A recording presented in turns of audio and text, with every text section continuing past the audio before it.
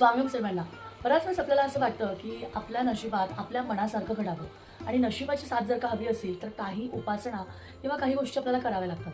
बघा आपल्या कुंडलीनुसार किंवा आपल्या ग्रहताऱ्यांच्या ज्या काही गोष्टी असतात, कुंडलीमध्ये पत्रिकेमध्ये जी काही स्थिती असतात त्यानुसार आपल्या आयुष्यामध्ये त्या गोष्टी होत राहतात. त्याचबरोबर शास्त्रानुसार आपले कर्म, भोग, प्रारब्ध हे सुद्धा खूप मायने करतात. आता काय आहे, आपल्या नशिबाची साथ आपल्याबरोबर असावी किंवा कोणत्याही कामामध्ये आपल्याला यश मिळावं यासाठी कधीही आपल्या इष्टदेवतांची उपासना सदैव करावी. यासाठी तुम्हाला काय करायला हवं, तर तुमच्या कुलदेवतांचं स्मरण तुम्हाला रोज करायचं आहे.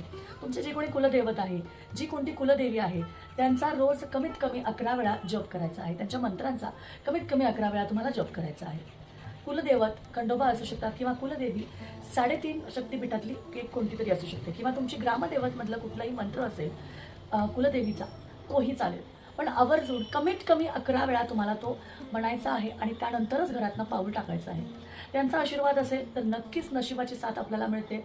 आयुष्यातले सगळे प्रयत्न यशाला जातात. श्री स्वामी समर्थ.